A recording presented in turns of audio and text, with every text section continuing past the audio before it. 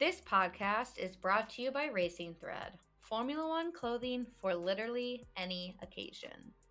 Their clothing features subtle, evocative, embroidered designs of your favorite F1 moments. From Ricciardo's McHorsey entrance to Kevin's first pole. From Pierre and Yuki's bromance to Inspector Seb. The moments are endless. Whether you're out to dinner with friends, watching the race at home, or cheering in the grandstands, gone are the embarrassing sponsor logos. Instead, Racing Thread is F1 clothing you're comfortable wearing anywhere. Right now, Dirty Driving listeners can get 15% off Racing Thread's entire range of t-shirts, sweatshirts, polos, and bucket hats using the code Dirty Driving. Head over to racingthread.com to shop F1 racewear for anywhere.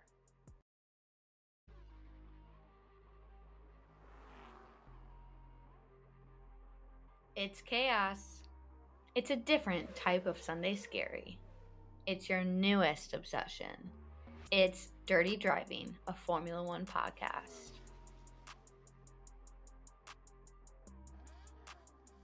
Hello, everyone. Happy Friday. Happy Miami Grand Prix Friday. F1 is in the States. They're here. They're not in Chicago. They're not anywhere near me. They're all the way in Miami, but they're at least on the same continent as me. They're in the same country as me, and I will take that. Before we dive into the pre-weekend, because we have a lot to talk about, shit hit the fan this week, but we'll get into that. I want to thank the Fuel Pod for having me on their podcast this week to chat about Baku and Miami. I will be uploading the video to the Dirty Driving YouTube channel if you want to check it out. If you're not tired of me yet this week, if you want more of me talking about F1, that will be the perfect place to get more of it. Okay, this weekend, Miami Grand Prix, one of the very few races that I'm not waking up at the crack of dawn, so hopefully I won't be as exhausted come Monday. Y'all thought I was unhinged last episode. Well, the one that's unhinged this week is F1. There must be something going on in the universe. I don't know if it's Mercury in Gatorade, retrograde, microwave, whatever you're supposed to say, or if there's a full moon, or if someone is out there casting some spells on Formula One. I don't know. It's something. I can't figure it out, but there's something going on because some wild shit has been happening in the world of F1 this week. We've got a lot of news to get through, most of it on the light and easier side, but let's go ahead and jump into that light and easy news. So I couldn't not mention this. Most of you probably don't know this, but in school I studied retail merchandising, apparel merchandising, and we learned about the Met Gala. And ever since then, I have enjoyed watching the fashion that comes through, checking out the themes, all of that. So Daniel Ricciardo was at the Met Gala on Monday, first Monday in May, and I know he's not on the grid, he's not a current driver, and the Met Gala has absolutely nothing to do with F1, but how could I not mention it? That's a big moment for him to be a young man from Perth, Australia, who's made his way into the Formula One world, who's now made his way into Anna Wintour's world. He got the invite to the Met Gala. That's like one of the best invites you can receive party-wise to attend.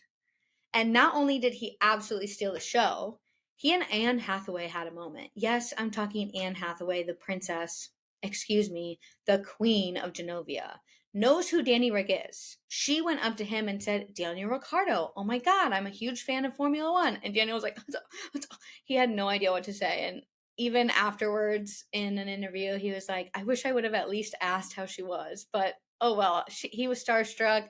She might have been starstruck. It was phenomenal. And I think we all are waiting for the Genovian Grand Prix. I think we are. I'm waiting for it. I know it's not going to happen. I know Genovia is fake, but maybe one day it would happen.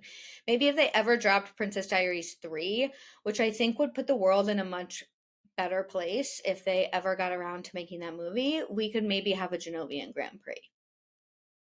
Okay. Moving on. Miami always brings the creativity when it comes to the helmets. We had Alex Albon do a golf helmet, which he debuted it with this cute video of him and Lily, his girlfriend. But the winner of all the helmet designs has to be Lando Norris. He came up with a beach ball helmet.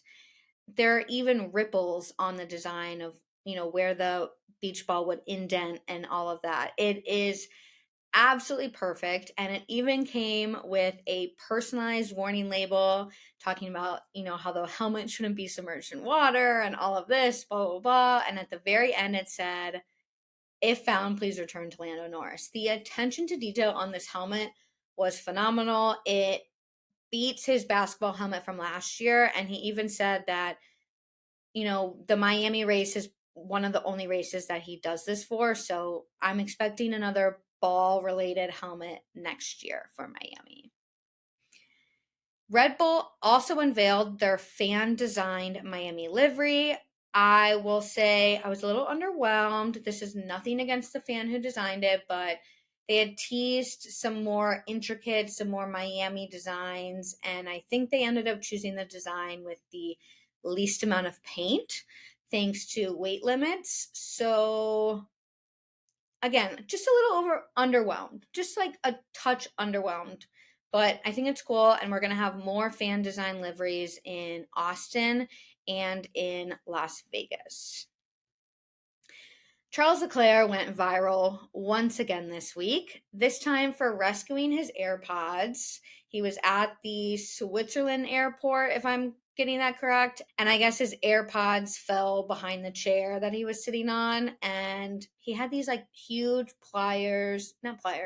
forceps, I think is the right word, tweezers, if you will, and he was like performing surgery getting them out from behind the bench, and he did it. And you know what? TMZ picked up the story. So not only last week did he go viral for his song that he dropped, but this week he went viral for his AirPods. And then another Charles Leclerc moment. If you recall last weekend in Baku, there was that radio message that said, "Oh, I have a cut. There's a cut." And it actually turned out to be a cat on track. PETA, yeah, I'm talking about the animal rights organization PETA, wrote a letter thanking Charles for not running over the cat. I paused because I'm like, who sanctioned that? Who said, who even came up with the idea? Who at PETA said, "Oh my God, Charles Leclerc, he didn't run over the cat. We need to thank him for that." Wild. And that's what I mean by like something is in the air this week. There are just some odd things happening. Odd things. We're going to move on to maybe a not odd thing just to break up the odd things because I was overwhelmed.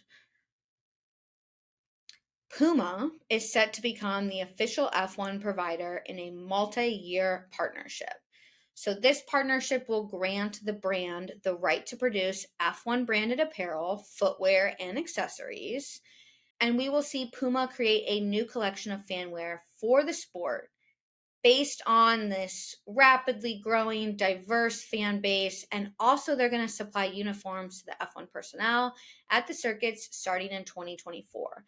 I think the coolest thing about this is that fans will be able to purchase F1 products on Puma.com and in Puma stores worldwide. I think this is so cool because most of the time on the F1 website or, the team websites, you are paying heavy taxes. You're paying heavy shipping, and Puma has more distribution centers throughout the world. So I'm hoping that allows us fans to get merch for less, considering hopefully we won't have to be paying, the high tax fees. Some other pretty cool news, one that I was really excited about, is that F1 and Hello Sunshine will partner to create a docu-series on the Formula One Academy. If you don't know, Hello Sunshine is Reese Witherspoon's production company. And so they are partnering with F1. They're going to go behind the scenes. They're going to tell the story of the Formula One Academy, which I think is so important considering we are not getting the Formula Academy races streamed. I meant to mention that last weekend when we had the first Formula One Academy race, but completely slipped my mind. So they're not streaming. You can watch live timing on the website throughout the weekend, and then they'll do like recaps after the weekend, but there's no streaming, which is completely disappointing. I feel like if you're going to start a new series and it's going to be for women and it's trying to empower other women to want to join F1 and all the things, it should be accessible. Point blank. It should be able to be streamed and watched throughout the whole entire weekend. So us women can be inspired. There are a couple stories that I want to follow up about that I mentioned last week. So the first one we have to talk about is the kerfuffle between Max Verstappen and George Russell after the sprint race. So if you don't recall, Max called George a dickhead because he didn't leave him enough space, and then called him Princess George, and George was just like, whatever. Well, going into this weekend, George has been asked about the incident now that he's had, a week to think about it. He wins comment of the weekend. I know, like, the weekend hasn't really even started, practices today, whatever. He said it's a little bit poor to see how he spat his dummy out. You can't see my facial expression if you're listening to this, but holy shit. Comment of the weekend. Hilarious, well deserved, and beautiful. I will say, George also said, there's no need to clear the air. I'll shake his hand and say hello, and everything is fine. It's just racing, whatever. It's time to move on. I love the contrast of both of those statements because it's like, yeah, Max is being a baby, whatever. But it's also like, it's not that deep. It's fine. One thing that I could not mention, I knew from the second I saw it happen, I wanted to talk about this. And I might lose a couple of you here. And you know what? I don't really care, because if you're not on my wavelength with this, then you don't need to be listening to this podcast. Or, maybe you're not on my wavelength, but you still want to listen to me talk about F1. So that's my preemptive message about what's coming. But Lewis Hamilton was interviewed in the media pen and was asked about Florida's anti-LGBTQ measures that have taken over in the past couple of months. Here, once again, we see Lewis Hamilton standing up for minority groups and communities, something that he has always done. These groups need our support more than ever, thanks to the laws that Florida government officials are making. He said, "It's not good at all. I stand by those within the community here. I hope they continue to stand firm and push back. I'll have a rainbow on my helmet. It's not different to when we were in Saudi."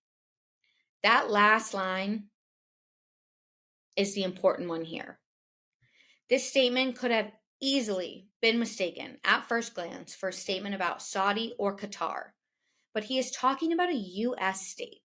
He is talking about U.S. citizens, humans, that are being oppressed from being their true selves. What is happening in Florida and some other states is disgusting. Humans should be allowed to be whoever they want to be as long as they are kind. That's all I ask from humans, is that you're kind, and sometimes that you work hard. Once again, we see the only Black driver, a minority in Formula One, standing up for communities that need our support. I'm extremely disappointed that it's only Lewis and no one else. I would have thought that with Seb's retirement, maybe someone would have stepped up to the plate, but no. This needs to be a bigger conversation and should be on par with the conversation about F1 allowing races to happen in places where humans are not allowed the basic human right of living and loving whoever they want. Okay, we're back. For all of you that are still here and with me on this, need to know news. F1 has shortened 2 of the 3 DRS zones in Miami. The tweaks have been made on a circuit-by-circuit basis and therefore are not related to the DRS reductions at last weekend's Baku GP, where the main straight was shortened by about 100 meters. We had the first Miami GP last year, and it was a snoozer. There were some action. We'll talk about that in a minute, but it was largely processional. There wasn't a lot of overtaking. I believe there were 10 overtakes of the whole entire race. So the fact that they're shortening the zones 2 weekends in a row and at Miami that struggles to have overtaking in the first place, it's raising some eyebrows. Several drivers have questioned why the DRS zones have been reduced, when again, the overtaking in 2022 was not that great, and the overtaking this year in 2023 turns out to be more difficult than last year thanks to the extra downforce that teams have added to their cars to reduce porpoising. The next thing we have to talk about is the drama behind Brad Pitt's F1 movie. Shit has hit the fan extra hard with this one. During a panel about the untitled film at the F1 Accelerate Summit in Miami, director Joseph Kosinski and producer Jerry Bruckheimer, love Jerry Bruckheimer, shared production details of the Apple Studios movie, which stars Brad Pitt and counts the 7-time Formula One world champion, you know who I'm talking about, Lewis Hamilton, as one of the producers. The storyline is that Pitt plays a driver who comes out of retirement to race alongside a rookie driver, and they're battling the titans of the sport. And the way that the news about Brad Pitt driving at F1 events was so poorly framed that it has caused this uproar thanks to apparent misinformation that was given and the fact that it was super vague and the facts weren't laid out in the initial conversation. Colton Herta even tweeted, "So Brad Pitt got his super license before me?" Since the panel, there have been a few more details that have come out, but I will say that nothing has really been confirmed. So instead of the initial suspicion that Brad Pitt was going to be driving with the other 20 drivers, he will be driving on the track before and after sessions. In addition, he's not going to be in an F1 car. He's going to be in an F2 car that was actually designed by Mercedes.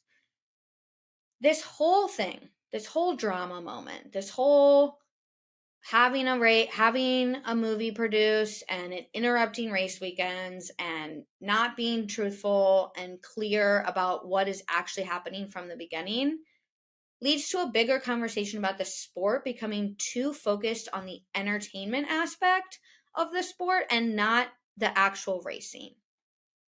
This weekend alone, Liberty Media stated that they want 10 sprint races next year. And then there's this other whole debacle that's happening about the Tarte influencers. If you don't know, Tarte is a makeup brand. The Tarte influencer party business trip, where all of these girls who have no idea what F1 is are being invited to the Grand Prix, and they keep saying some big race. It's ugly out there. F1 Twitter is hilarious, but it's also a little ugly this weekend. But I totally get it. Why has the Grand Prix, and not just Miami, many Grand Prix, why has it become about business? And I understand why. It's like clear as day to me why it's about business. But because it's so much about business, regular old F1 fans most of the time can't afford to go to races. It's an honor and it's a privilege that I get to go to Formula One races. A lot of people don't get to. I think someone said that it was 1% of Formula One fans will attend a Formula One race in their lifetime. I'm lucky to be a part of that 1%, but I know a lot of people who are not. And so I understand the frustration of seeing a group of people invited to the race that have no idea what's going on instead of maybe a group of people who are fans of the sport who are also creating content on the daily basis being invited to the sport. I think it would have been so cool to see Tarte or whatever brand choose content creators within the Formula One world and said, you guys get to come with us this weekend. Not all the people who have no idea what's going on. And you know what? At the end of the day, I hope they get a little educated this weekend, and I hope maybe they become Formula One fans as well. So all of this, it doesn't really scream that we're here for the sport, for F1. and what it is actually about at its core. Especially when we're all focused on this and talking about this and not making the sport itself more interesting. Because racing this year is honestly a lot worse. The aero development means that it's already too hard to see cars following each other. It's already too hard to see overtaking. The tires are overheating. I hate to say it. I'm proud of them. Good for them. But Red Bull is way too fast and everyone else is way too close. DRS zones are being shortened and the cars are just not how they used to be. They're less nimble, which makes the great overtaking moves that we used to see in the past a lot harder. This subject is one that deserves its own episode, and I've probably talked about it too much on this one, so I'm sorry if this episode is a little longer. But I want to talk about this in its own episode, and it's one that Megan will be joining. So keep your eyes peeled. It'll probably be next weekend during the bye week. And I just think this is an important conversation to have as we continue to say yes to the entertainment and say, we'll talk about you later to the racing. I have one more piece of news, and it falls under the news to keep a pulse on, and that is that Vettel is to race Mansell and Senna's old Formula One cars, which he now owns, on sustainable fuels at the Festival of Speed. So he will be racing the Williams FW14B, which was driven to the title by Mansell in 1992, and the McLaren MP48, which was raced by Senna in 1993. There's going to be a display of the collection of cars that Vettel owns, and he will also run historic cars on sustainable fuels. He said, I'm a passionate racer, and it's important to me that we continue to enjoy driving iconic racing cars today and in the future, but that we do so in a responsible way. I will for sure be talking more about this once the Festival of Speed takes place, but just wanted to throw that out there if you missed that headline this week. Looking to get the kiddos in your life interested in Formula One? This series includes the ABCs of Racing, which teaches concepts about racing with Red Racer as your guide. The 34-page book is full of gorgeous illustrations inspired by actual tracks and racing situations around the world. The series also includes the book All About Race Cars, a guide to Formula One race cars. Red Racer and Roxy the Engineer walk you through all the ins and outs of F1 in this 40-page book with beautiful illustrations teaching STEM facts about F1 cars. Red Racer Books is on a mission to give kids in the US and beyond a global perspective on sportsmanship, diversity, science, and technology. Right now, Dirty Driving listeners can get 20% off Red Racer Books' entire series using the code Dirty Driving. Head over to redracerbooks.com to buy the kiddos in your life, or the adults, their new favorite book. All right, let's get into the circuit. The track is a 5.412 kilometer long lap, and Max Verstappen of Red Bull set the fastest lap record last year, so he holds that. Charles Leclerc was on pole last year with Max winning, so they both hold the most number of pole positions and wins because there's only been one race. And the overtakes that were completed in 2022, like I mentioned earlier, there were only 10 overtakes in the whole race. The first sector of the track is fast with a sweeping set of corners through S bends. The triple apex left-hander, which is turns 6 through 8, is really tough on the front right tire and a problem in the race as the exit is super crucial because it goes into the long straight. There are two big braking areas in turns 11 and 17, both at the ends of long straights, and these are great overtaking opportunities, but also an area to keep an eye on for mistakes, for lockups, for runs off the tracks. Since last year, they have resurfaced the track, thank God, because it was a nightmare last year. So it could have significant impacts on both tire drag and strategy. So practice today and first thing tomorrow will be super important to make sure setups are good, especially since there's only one race of historical data. Last year, it was the first race in Miami. Max took victory with Leclerc and Sainz rounding out the podium. We saw a stellar duel between ex-teammates Lewis and Valtteri, which ended up with Valtteri locking up and Lewis getting past. And then we also saw collisions between Norris and Gasly, and then Mick and Sebastian. So safety cars, 100% probability, but again, that's only one race. We'll have to see what happens this weekend. I will say there is rain in the forecast for Saturday and Sunday, which could make for a lot more interesting weekend. Miami is the 11th different Grand Prix venue in the United States and the 77th different venue to host a championship Grand Prix in the world. The last thing I need to say before we get into predictions and my big bet of the weekend is that it's Logan Sargent's home race. There's a lot of pressure when it's your home race. Just think about Yuki in Japan last year.